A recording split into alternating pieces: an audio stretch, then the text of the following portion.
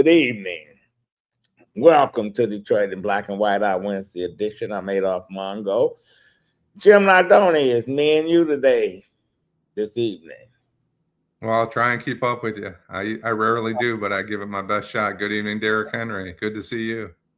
Well, you can listen. You can keep up with me. There's no question about it. You know how to talk that talk, because I don't. I'm just a young boy, lonely and blue, as they say in the song. I'm glad you brought that up. I saw a little article with you talking on the, well, not a little article, a little news story, I guess, on WJR. You were talking to Kevin Dietz about Detroit. So it was a pretty good little snippet. It was about these takeovers. Why in the fucking world? And we're gonna talk about it tomorrow. Tomorrow we got former police chief James Craig coming on. I want to get his perspective on what's happening with our kids. We got a 19-year-old dictating to the Detroit police what he gonna do or not do. How the fuck we get into a negotiation with a 19-year-old? Tell me. He should be in college. It tells you who's doing this. We got a 19-year-old leading a band of 14 and 15 years old, because the average 18 and 19, they're either working or they're in college somewhere, or they out on a date on a Saturday, whatever. They not running around like a wild bunch. Well, we're going to get our viewers' thoughts. Good evening, Stephanie Jackson, Hazel Park Taekwondo. Good evening to you. Les Moore. Hello, Les Moore. Dwayla. So we have a guest coming on at 8:45, Dr. Yusef Bunchy Shakur, and I'd like to get his take on it along with all our viewers tonight. But you wanted to touch on the Mike Duggan situation. So listen, Mike Duggan campaign was doomed from the beginning. Remind me of an old movie, Spartacus, when he found himself surrounded by two Roman legions. He said, "We're gonna march on Rome." That's what he had to do. He went for the gusto. I'm gonna go independent. He looked at other places, but Michigan is not Maine. Michigan is not Vermont. Michigan is not Minnesota, and to an extent, Wisconsin. I think the last independent that won a statewide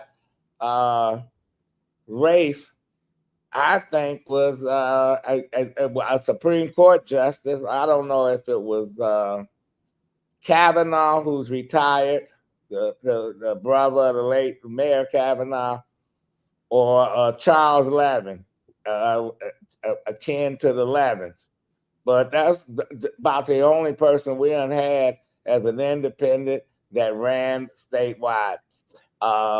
His base was Detroit. He was banking on Detroit voters, black voters, to come with him and overwhelmingly vote independent.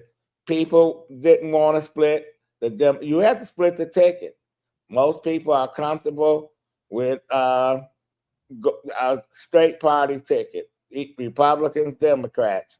So he was doomed from the beginning. Plus, he couldn't afford to put a lot of money into Detroit and not put that money elsewhere where he is not a well-known commodity. So he was, whatever money he spent, he did a Perry Johnson. He just threw his money away.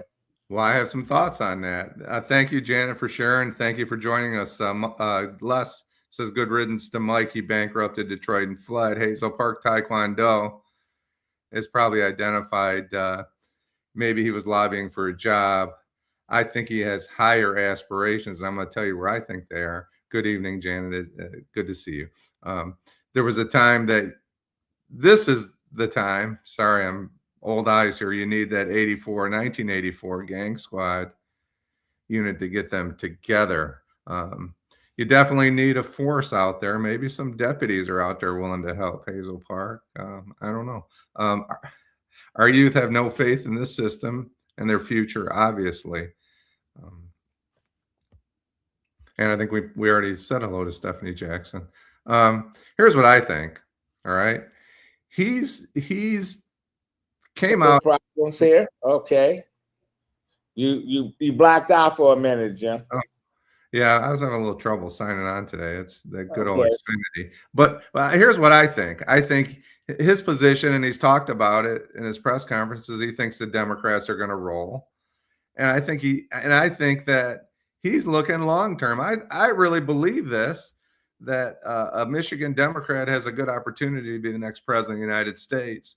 And he's looking big picture. And I think he wants to go to Washington. I think he's looking for what Michigan Democrat? The current governor, I think, has a inside track to be.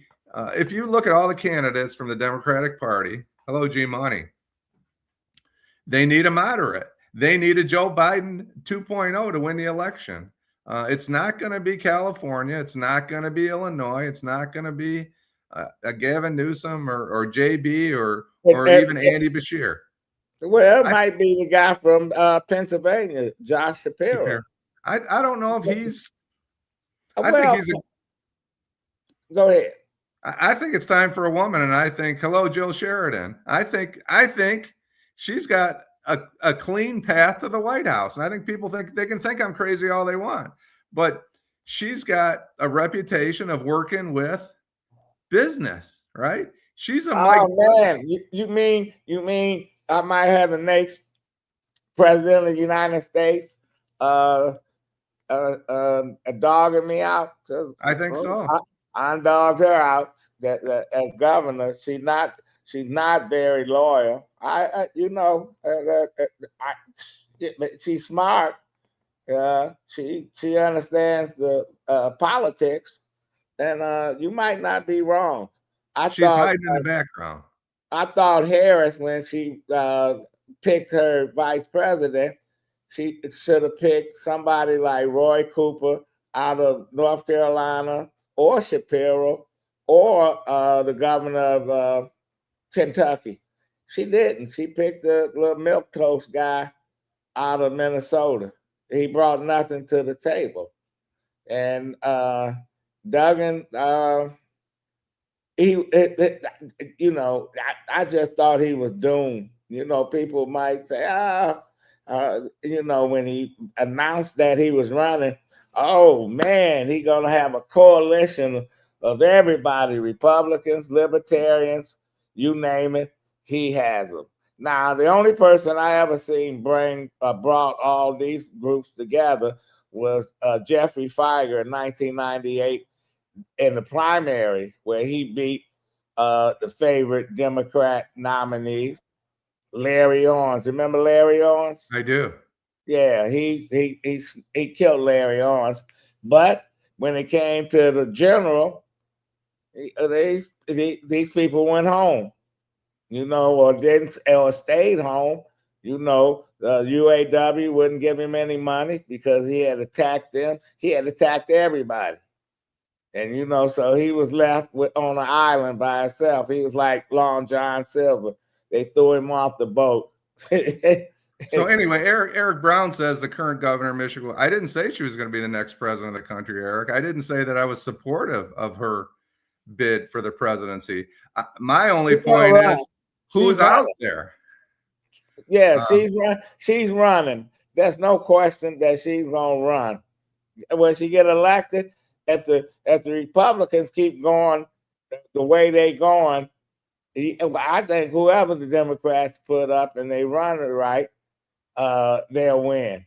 Now, if Trump insisting on trying to pay off his cronies and stuff, and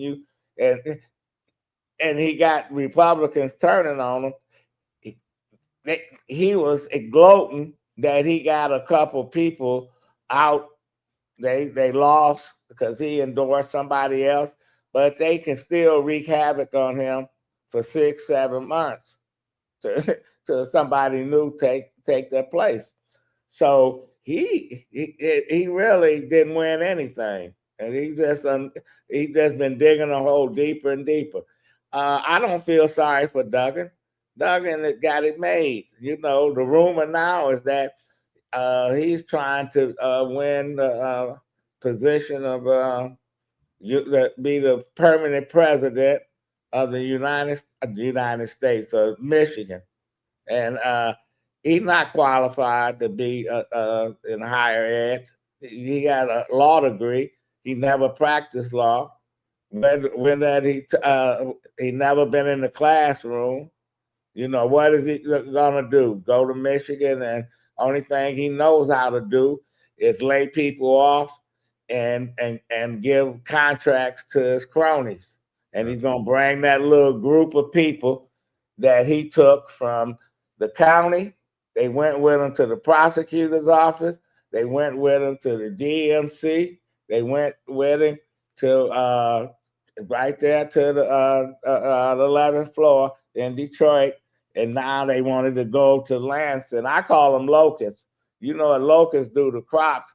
They eat them up. He ate many crops up. Unfortunately, he can't get to Lansing. But Ann Arbor, that'd be a big prize if he could snatch that seat. To me, that's bigger than being the governor. He has a plan. Let's just say he has a plan. Janet overall says, thank you, Mr. Mongo. Eric says that the sudden, abrupt departure, it's awful early in the game, Eric. I agree with you. Something's fishy. I think he has a plan. Miss Suzuki says, with everything being built under that ballroom, next president, I think Miss Suzuki is thinking that maybe the current president plans on being the president for a while. We don't know. Miss Sheila says, I know you're right, Eric. And Whitmer met with Trump herself a few months ago. Hello, Janet. One more thing. Miss Sheila said something about Sheriff Christopher. I guess she's speaking of Chris Swanson, who was on the show, and he was interviewed by Adolf and Alan Langel a few weeks ago. He was a pretty nervous guy. I was watching, and he made me a little nervous. Smart guy. Nervous. Duggan. Another thing what Duggan should do. He instead of being an independent, he should be who he is. He's a Republican. He's more Republican than he is Democrat. Thank you, Power Orgs. So he might be better off. Now, my problem with Whitmer is she might get caught up in that $40 million whatever money they gave this woman who's been indicted and going on trial. How much money was it, Jim? I thought it was 20 million. 20 million. I'm not sure. She's got, what's a million? She's got plenty of challenges to overcome. The nursing home deaths, the COVID locking you out of the Meijer store, except flying to Florida. There's plenty of challenges that she has. But they all have challenges. I'm not saying that she's the best candidate. I think she's making a move to stay out of all of the nonsense going on right now, so she can at least potentially seek that position. One of our viewers, one of y'all need to come on, Eric. You need to come on and expand what you was talking about. And our guest, Dr. Shakur, is here. Adolf, should we take a break and then bring Dr. Shakur? Yeah, we can do that.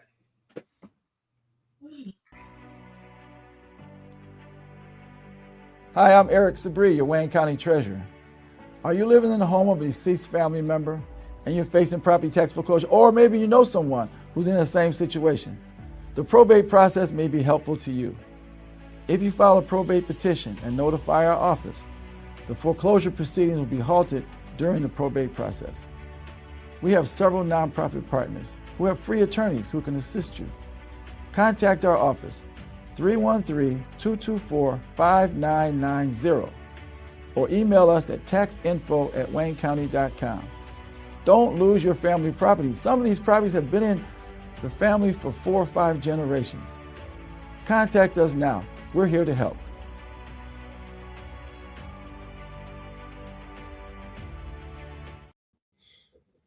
Well, we're back, and we got our guest, Dr. Yusef Bunchy Shakur. How you doing? I'm good, man. How about you, good brothers? Well, we doing all right. Before we start talking about what you got planned for Detroit, Jim, you the one posed that question. Go ahead. Which question? About the young folks. Oh, well, I was interested to get Dr. Shakur's position on what's going on in Detroit with the young kids, the shooting, the 14-year-old that was shot by the 16-year-old.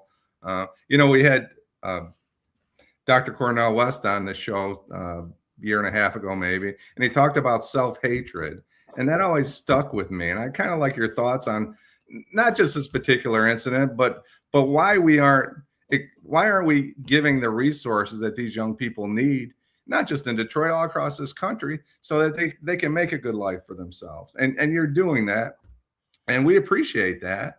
But I just want your thoughts on what we can do in the here and now. That's a great question. I think Dr. Cornell West alluding to the impact of self-hatred. And self-hatred is also fed by what many of us call anti-Blackness. And the anti-Blackness has shaped not only the young people, but the Black adults in their lives, where it has devalued them. So when you have been devalued, it's easy to take someone else's life. So using myself as an example, as a former gang member, no one taught me the guys I grew up with or go to school with could be my potential friend or my brother. Now, I saw them as a potential enemy, and that self-hatred that I've hated myself propelled me to hate those others. So, you look at the incident, downtown and in general, like the violence is, and the reality, unfortunately, the violence is okay as long as it happens in the neighborhood. Once it escapes the neighborhood and begins to trickle down downtown, then it's a dynamic, or it's an issue, and it's a result of the lack of resources. If you show me a strong, productive community, you're gonna see a community of resources. If you show me a violent, unproductive community, you'll see a community without resources. I mean, it's that simple. We pour resources, it'll change overnight. Yeah, it's just unfortunate. Like I told somebody, a lot of these kids, General Motors moved downtown into the Rent Center. First thing they did was close the movie theaters. How did a city as big as Detroit don't have a movie theater? They don't have not one somewhere. They at one time they had skating downtown. They had in Campus Marsh, they had some basketball courts and stuff, and kids never had a problem. Mm-hmm. Now they don't have any of that, and they come downtown. There's nothing for them to do but run around and run across the street. Taunt each other. That and play tag with the police, because police come at them, they run. How do you deal with it? But do you negotiate with a 19-year-old like he control an army, and he's telling the city, well, I can post this when I want to. You can't stop me. Dr. Shakur, before you start, can I interrupt you just for a second? I hate to do this, but I want to give you the proper introduction. We weren't able to do that. We introduced you, but we didn't say that you're the co-executive director of Michigan Roundtable for Just Communities. You also are the author of Window to My Soul. You wrote a book at 19 years old. You were in prison for a crime you didn't commit. And then you had a relationship with your dad. Can you tell us about how, I want people to understand where you started and where you are now. And I think it's a fascinating story. University of Michigan, Dearborn, where you're a graduate, where you completed your bachelor's and your master's degree. And you have a PhD from Union Institute. Is that right? Yes. In public policy. But there's a fascinating story on I guess it's the U of M Dearborn website. I don't know if it was a newspaper, whoever did the story, but you have a great story from beginning to now. Can you share that with our viewers? I'm sure they'd love to hear the whole story. Sure can. First, make correction. I was the co-executive director. Now I'm the executive director. I'm the first Black and first formerly incarcerated to hold that position in the 85-year history of the Michigan Roundtable. I'm a native Detroiter. Grew up on the Lower West Side, actually, like literally right down the street from Northwestern High School. If you go Google, my neighborhood is the official name of it is called Northwest Goldberg. As a child growing up, we had never heard that name. Northwest or Northwestern Goldberg, right? Northwestern. It depends on who you talk to. For me, growing up, we called it Zone 8 after the zip code. I grew up in the phenomenon of what I call like the unfortunate reality of single mothers raising kids in the community and whatnot. My father would end up getting incarcerated when I was 10 years old. And this struggle occurred between me and my mother where I began to want to engage in the streets. The streets became very, very attractive to me as a young boy. As a result, this term that I coined, I became a streetaholic. Co-founded the gang Zone 8 in my neighborhood. By the age 13, my mother made me a ward of the state. This is during the epidemic where a lot of killing was happening of youth. And my mother, made that decision, made me a ward of the state. Not because she believed in incarceration, but she was trying to save me from myself. A few years later, I would end up getting incarcerated for a crime I didn't do. It was gang related.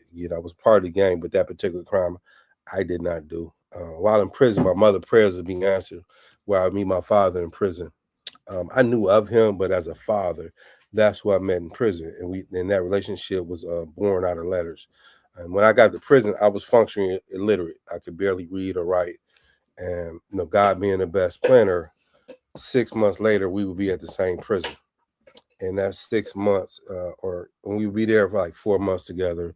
And he began to paint a picture in my mind of how I could redeem and transform myself the same way he had did. The reality, prison did not rehabilitate me. It was left at the prison.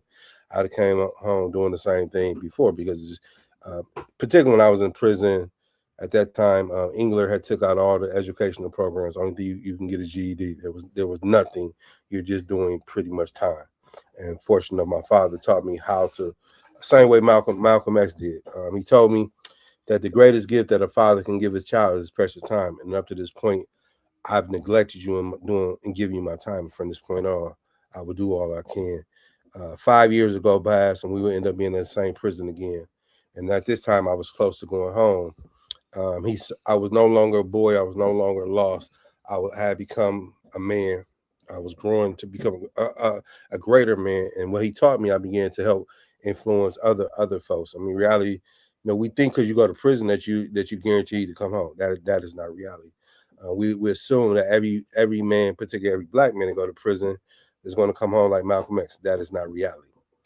Fortunately enough, again, I had an example for me how to become a better person. And as the last time I seen my father, they were transferring me to another prison. Really was walking me to the gate, and he looked at me and with tears in his eyes, and he said that they can keep the lion caged, but the cub must go free. And when the cub goes free, part of the lion goes with him. So even though my father's still in prison, he's going on 42 years in prison. You see my father in me today as a result of what he contributed to me. I served 9 years. I've been home 25 years. I got my associate degree from Wayne Community College. I got my bachelor's from the University of Michigan Dearborn.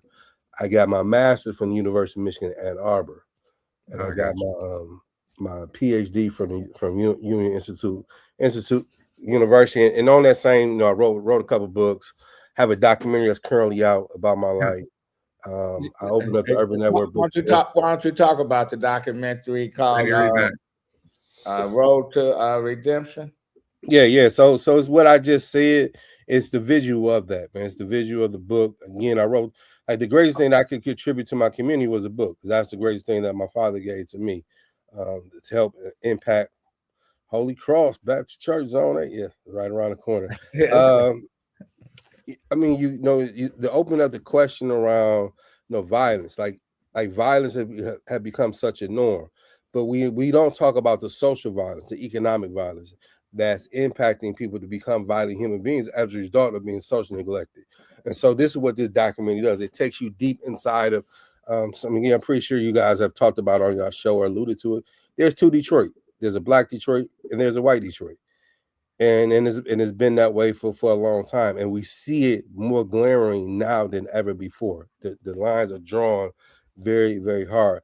And I mean, like, we talk about how Detroit is the rebound, but this documentary tells you the story of those who have been neglected, who've been left out, but they still have found a way of making, like, my neighborhood has been gentrified by Henry Ford Hospital. It's been gentrified by Motown in terms of the resources that they got, but not created a balanced community. And that's what, that's the power of the documentary, to be able to show what hope and what transformation looks like.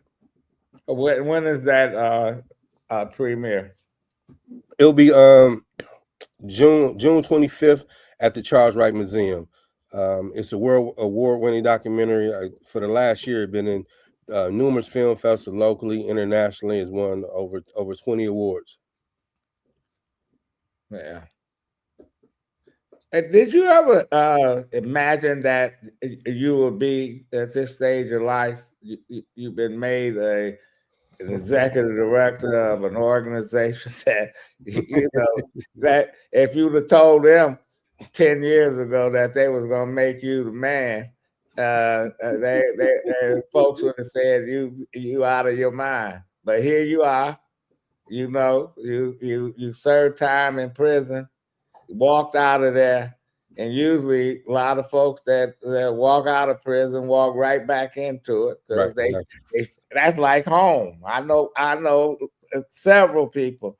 They can do they can't stay out. They gotta go back. I say, yeah, you must miss people. Well, they was doing what they was doing, and they feel powerless when they come out. No, that's a great question. The younger me, no, I did. I mean, unfortunately, I thought I'd be dead. I mean, this is what they've had told me continuously, and I was able to break that myth.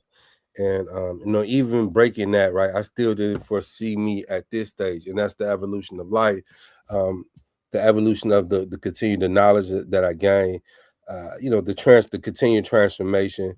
Like, I think that the name of the game is about making an impact, and sometimes a lot of us get complacent, where we make it about ourselves and not about people. And anybody know me, it's about the people that I serve, the community that I live in, that I'm an instrument in that. And so, being executive director of the Michigan Roundtable for Just Community is being a tool to continue to advocate and fight for a just society.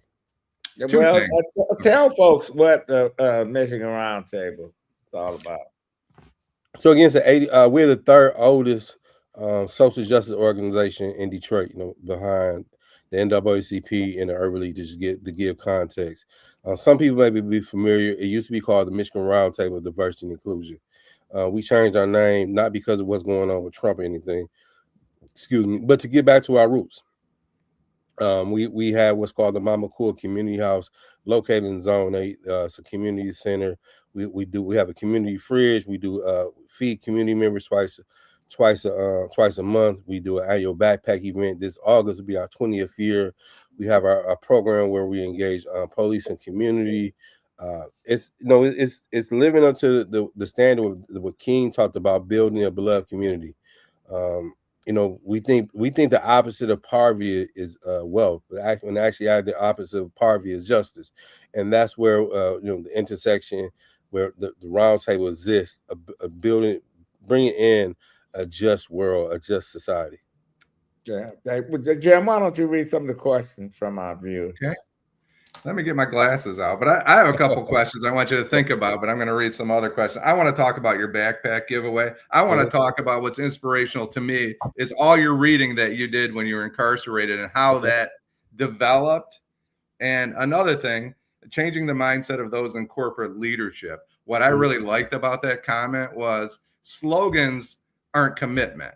And I want you to touch on those, but we're going to get to a couple of our guests. Team takeovers in various areas, chickens come home to roost. Dan Gilbert's Hudson Center is shaped like a white hand. Thank you, Les.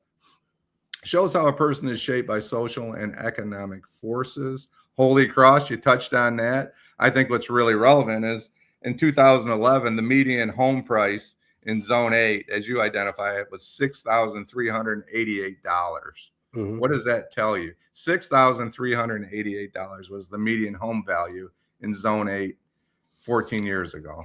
I mean, it tells you the quality of life and how it has been shrinked.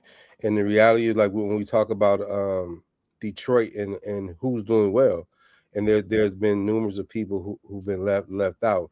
And again, and this is where a Michigan Roundtable and numerous other organizations are standing at the margin. Like we like democracy should not start with those who have the most. Democracy should start addressing those who have the least. And going back to the question around violence, like we have violence in this country because it's a violent country. I agree. It is a violent country, and so you have young people duplicating what they see, what they're trained to do. But it's only when we see black kids do it that it's a problem. When white kids do it, it's not as a problem because they're not demonized. Violence should be evil across the board, but also the result of giving a damn and helping folks is how we balance that out. We have a community fridge on Kercheval. Ms. Suzuki. Thank you, Ms. Suzuki. Did I say shows how a person is shaped by social and economic forces? We talked about that. You read my mind with regards to introducing Dr. Shakur. Yeah, we need to give Dr. Shakur his props here. Resources are synonymous with culture. You can change the culture, the behavior improves. That's a great point. This is a result of Detroiters politicians continuously putting their heads in the sand, Ms. Suzuki. A great survival situational ship, Ms. Sheila. Dr. Yusef, I agree. Major and urban areas have been denied access to proper resources. It's purely by design. Do we even talk about it when nothing is going to be done about it? It's by design. Thank you, G Money. Some of the young people are the great-grandchildren of Zone 8, Mac and Bewick, Red Zone residents. The doctor said what he said, and the truth that can't be negotiated. The 2024 autopsy of the Democratic Party campaign shows that Dems remain on chaos. It also validates that they continue to take the black vote for granted. Bel Air Theater is in Detroit. Les, thanks, Les. Well, how many people can go? I know where Bel Air Theater at. How many kids can access to it if they come down? You should have a theater downtown. You should have stuff that young folks can do. Well, I'll up you one. I mean, not only did we have it in the Renaissance, we had the Adam theaters downtown. Yes, and they all closed them all. Yes. You know, and you got clubs where you can't get in a club under 21. You know, something got to happen, and then we declare war on these black kids. Yeah, they come down and now everybody's so how can we stop them from coming down? I told somebody when I was in high school when Northland mall was an outdoor mall. One summer, white kids every weekend they wreak havoc, running around, going through stores. They was doing the takeover back then. But you know what? And they didn't panic. Authorities didn't panic. You know, they got it under control. But that, you know, kids will be kids. That's the attitude. But this attitude here is they're a threat to our way of life because they came downtown. And you want to address that? I mean, yeah, that's a form of anti-blackness. You know, you see. Whether it's the reality, the perceived reality, downtown is white. You know, I mean, some joke called it Gilbertown, right? And the takeover is, whether you agree or disagree, is an outcry. It's an outburst, to your point, of the lack of opportunity to do something. I mean, not only did you have Adams downtown, you had the Mercury that was on the west side, you had Northwest Theater on the west side. I mean, you had numerous things throughout, but all those things. Riviera on Grand River. Yeah. The Beverly on Grand River, I know all them because we caught the buses and went to those places. I mean, so I mean, I hope folks can listen to what's being said. the social dynamics of what's being taught to is if you don't give me a opportunity, I'm going to create one. You may not like how I created it, but your job should be to examine. If we say kids are our future and we love our kids, then let's examine why they're behaving this way. And that would speak loudly, because also it would challenge the social power that exists. But nobody wants to talk about those things. And because it's much deeper than I mean, you guys know what it is. But because it's an eyesore, we want to blame the kids, but not the social reality. Yeah, we're going to have a long, hot summer. And how many swimming pools are open in the city? Yeah, well, do you remember the swimmobile? The swimmobile used to come on the blocks. That's right. I forgot about that. That feels like 100 years ago, exactly. Doctor. We telling our age, right? Go ahead, Ada. Yeah, but we are telling our age. You know, the libraries are not open. A few are. You know, they have bookmobiles. All that. Yeah. So no, kids don't have anything, and I don't know how city leadership can say, "Oh, we're gonna do something." Do what? They say midnight basketball. Most of these kids need to be at home at midnight. Eric Brown, one of our colleagues, is joining us. Eric, why don't you go ahead and take the floor? Hey, how you doing, Dr. Shakur? Much respect to you. What's going on, good brother? You know, we've met on numerous occasions, been over to the house and helped put lunches together to pass out to the community. So you're doing a great job, and congratulations on your role as the executive director of the Roundtable. Thank you. I appreciate you, my brother. You got a question, Eric? Yeah, you know, you were talking about the situation and the teen takeover. I mean, it's happening all over the country. And, you know, I did my show this past Monday talking specifically about it. And I think me and Adolph are on the same page, and as well as Jim.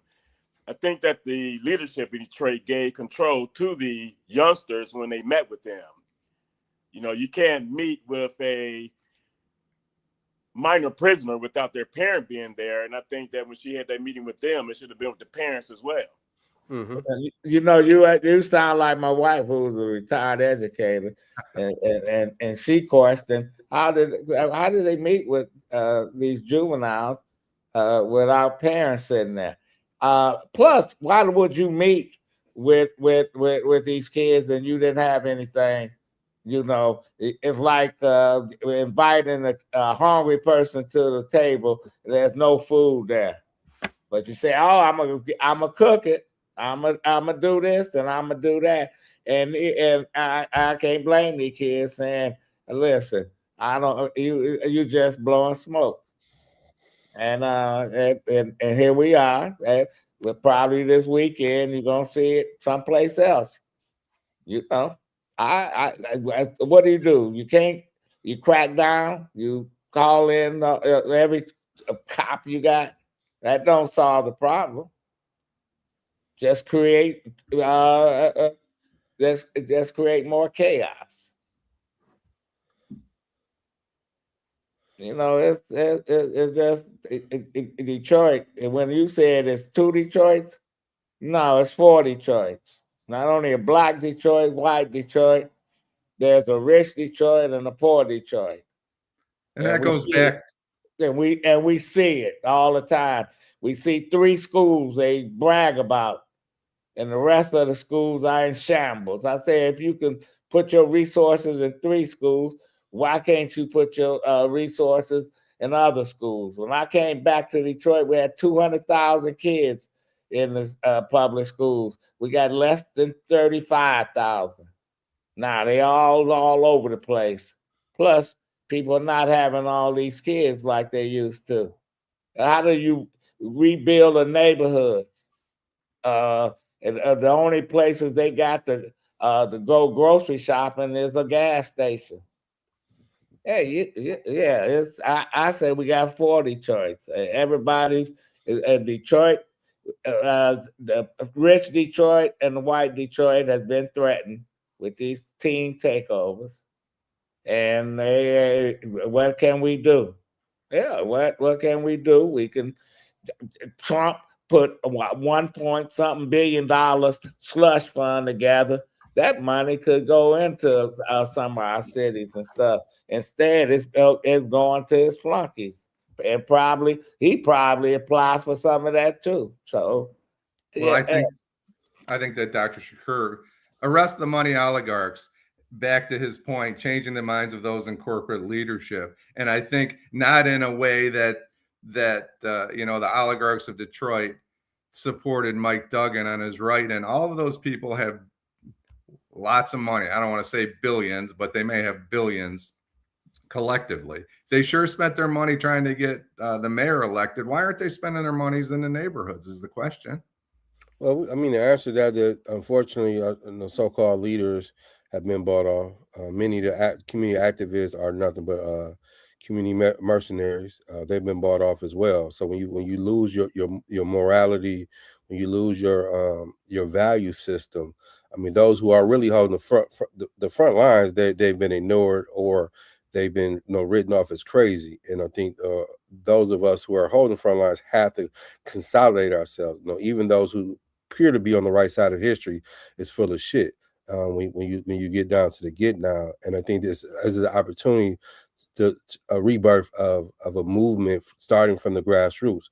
I know, I mean, the reality is too many of us. I mean, I work for a nonprofit. I'm executive director of a nonprofit, but that's not going to solve our issues in the grand scheme of things. We need to get back to the basics of grassroots.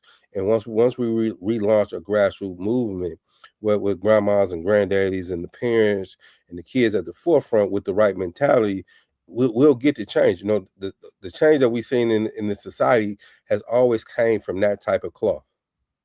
But with that being said, Dr. Shakur, Les brings up a great point with regards to the money and the oligarchs, because you can't get back to the grassroots, because those with money will always control the narrative. But I mean, particularly in where we at right now, we bought into it. Again, you guys everybody has a platform now, right? But we have to be able to get back.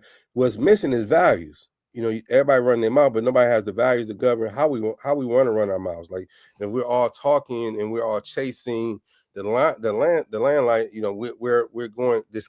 It's more chaos on top of chaos, and because the people are being dependent on individuals who are not qualified. We have to get back to creating a system where we're producing the right type of leadership, and we're not dependent on them, because ultimately the people is the leadership. We have to cultivate that with the people, and we get behind the people.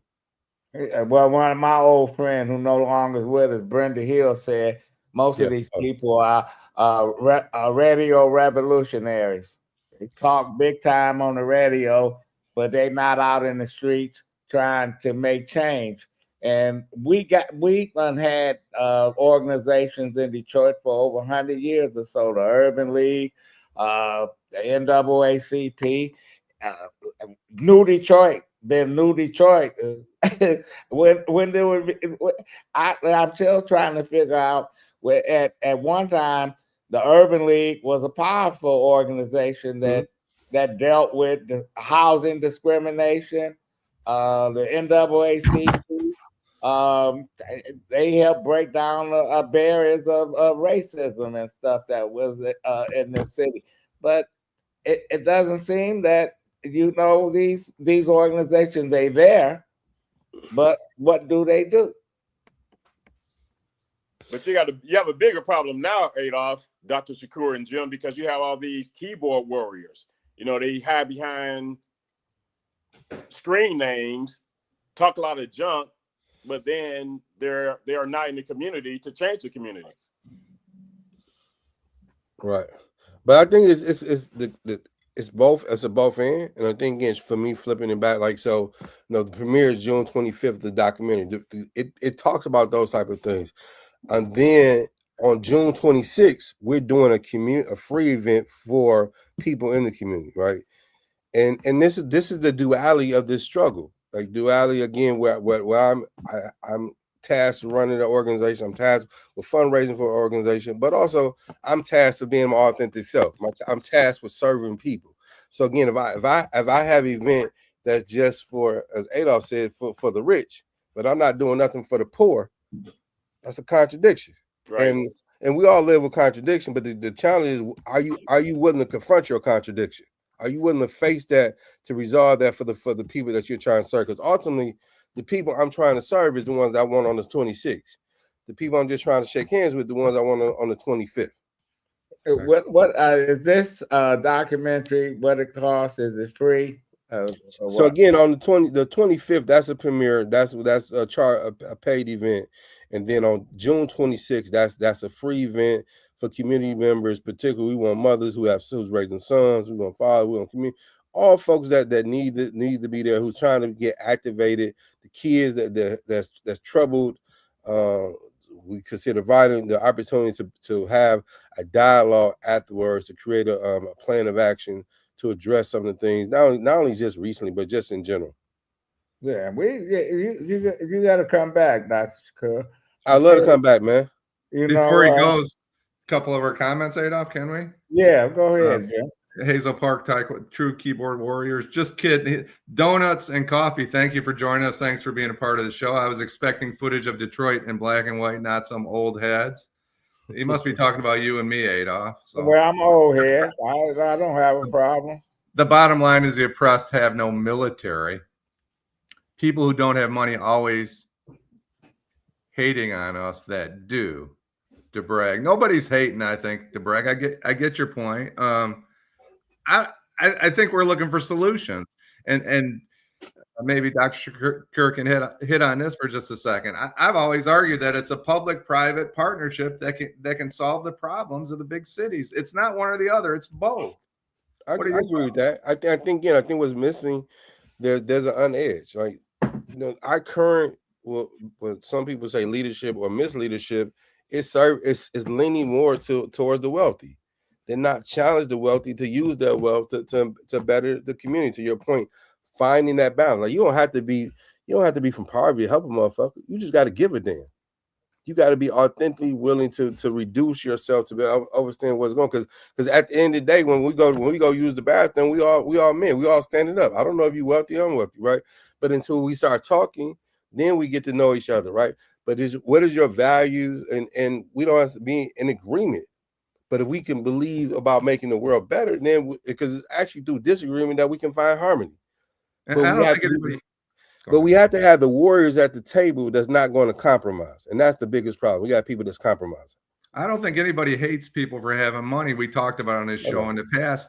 In 2013, some of those money people helped save part of the city of Detroit. They put money into public safety. They put money into communities. They saved the DIA, all those things. So nobody here is hating on people that have money. Where are your resources going is the question. I'm sorry, Adolph, go right ahead. But what people hate is the city has put all these incentives for young folks from the suburbs to move in. They was giving them money, getting them first crack at reduced rents and everything else. That's what people resent. And what about the folks that have been here and have stayed here? And they get left out. They get left out. You know, we get shopping downtown, and it's not a lot, but they get nothing over in the neighborhoods. Now, our new administration said they're gonna build 1,000 new homes and stuff, and I'm waiting to see how that's gonna play out. And so. So, Dr. Shakur has an event on June 25th at the Charles Wright Museum at 5 p.m. Teresa, can we get that up? Redemption Road. It's hosted. I saw it. Is it an actor? That's Timothy Starks will be our host. Timothy Starks will be the host, and Dr. Shakur is the executive director. My earlier mistake of the Michigan Roundtable for Just Communities. And he has a fascinating story, and we hope to have him back in short order. Yeah, I'd love to come back on, man. I would. It's an honor to be well, after you play and etc., we can come back and talk about it. Yeah, it'll be my honor and pleasure, man. Thank you guys for having me on. Thank you, Doctor. The school district need somebody like you to advise them, because they don't have it over there. And if you need inspiration, check out Dr. Shakur's story. And That there's can no inspire question. anybody. A Thank great you. story. A great story. I appreciate it. Anybody want to learn more, they can go to MRJC.org to learn more about what you can get tickets and just about me and the organization in general. I appreciate you, brothers. We'll get that on our website. All right, guys. Thank you. Peace. That can be a movie. I agree.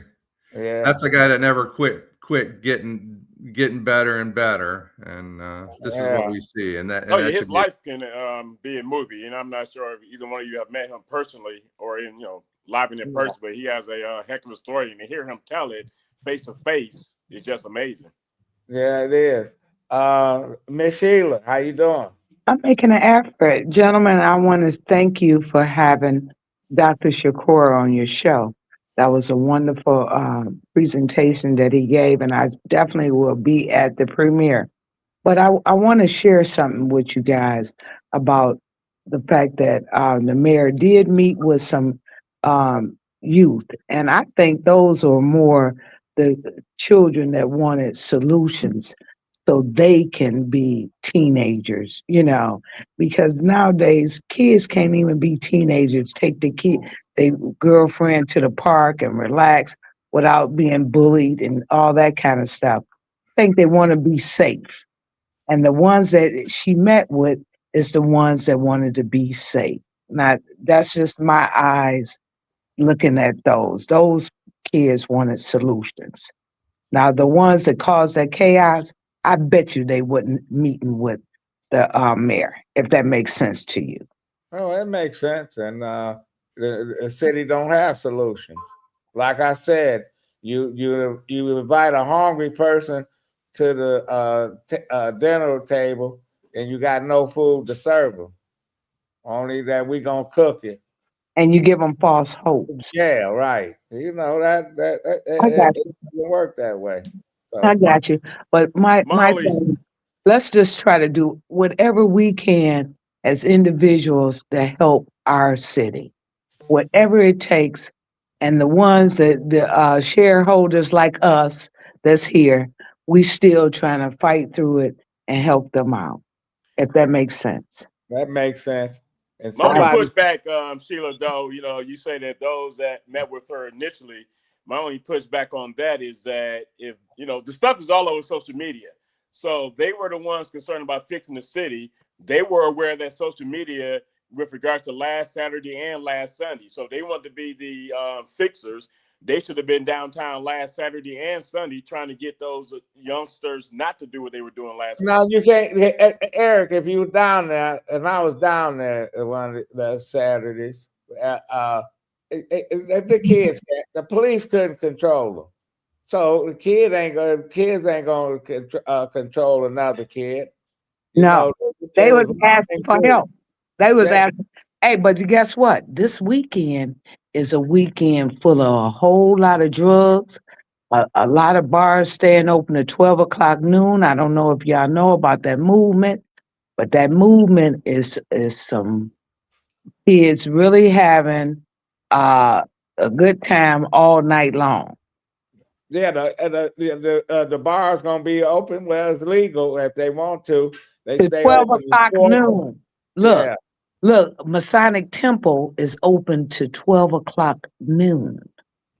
What's that bar behind the Motown on Holden Street? It's like a warehouse that's gonna be open to 12 o'clock noon. So I'm saying to say it's gonna be a lot going on this weekend. Well, I'm taking notes because I can go now.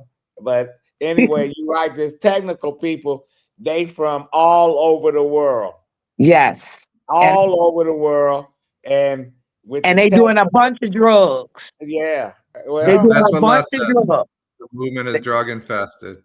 Yeah, and they're gonna be up all night at Masonic Temple, and whatever that club is, a warehouse behind the Motown Review on some Holden Street, right behind it. There's several clubs I know that stay open to 4 or 5 anyway. I said 12 noon. Yeah, but I don't know how anybody can be a drunk for 12 hours. Well, No, that ain't drunk. That's That ain't something else. drunk. That's speed and all the other stuff, Adolph. That's how they yeah. keep Yeah, you they up drunk. all night. They up Well, all night and they partying. You hear me?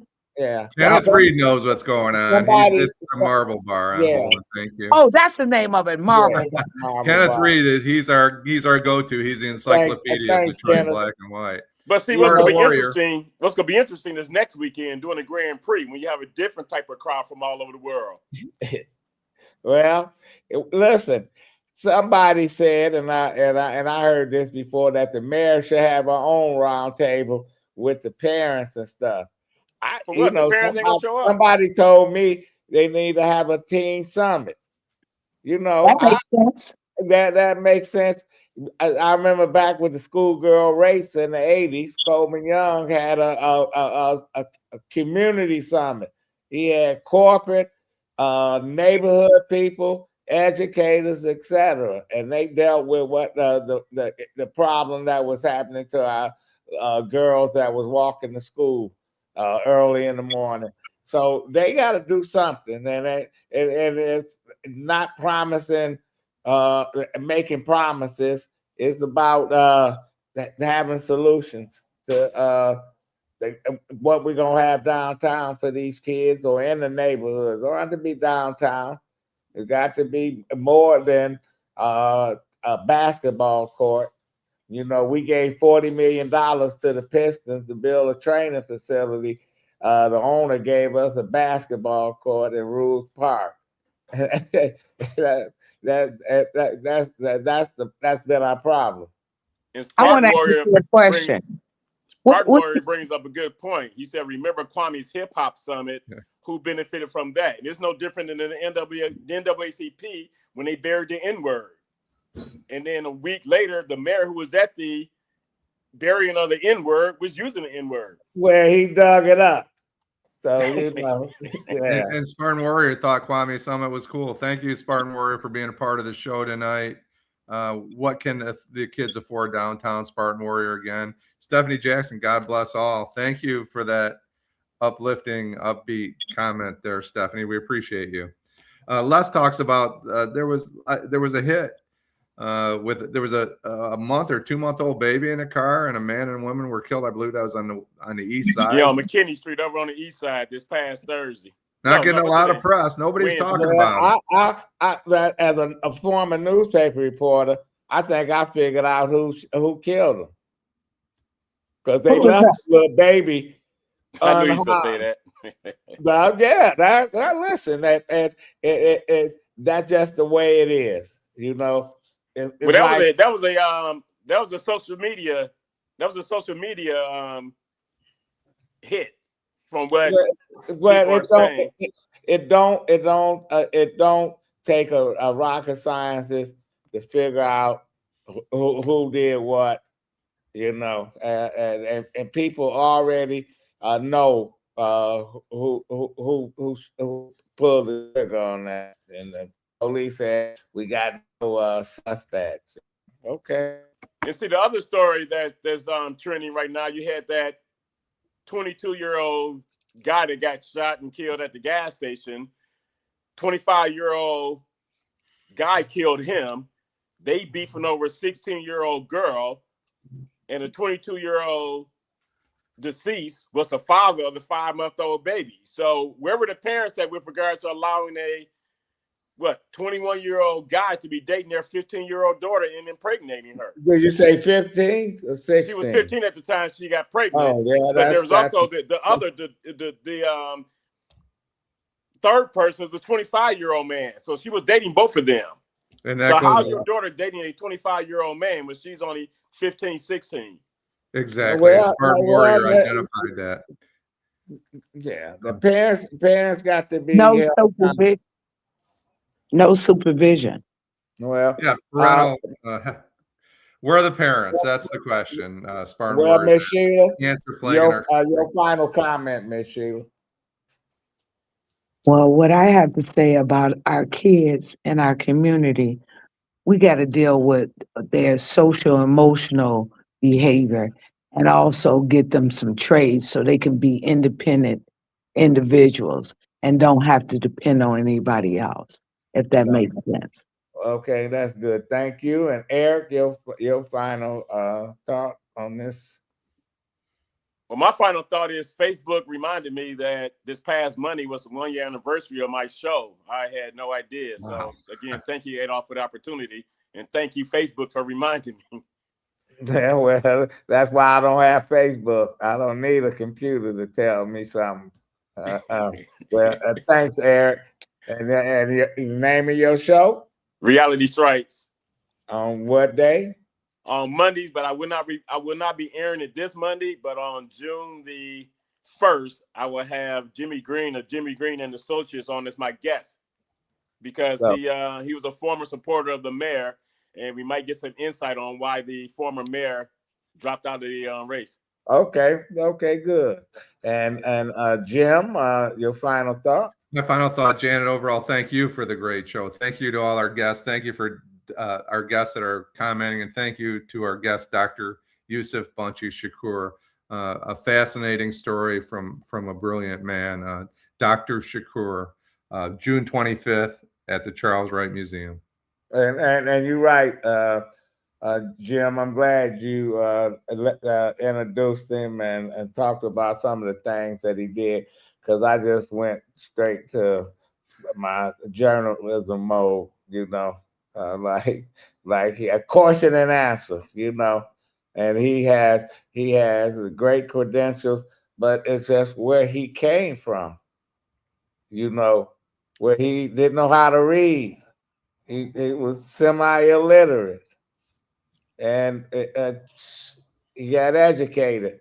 And when he was talking about meeting his father in jail, I just read my mind. I remember the HBO show Oz. You ever see Oz?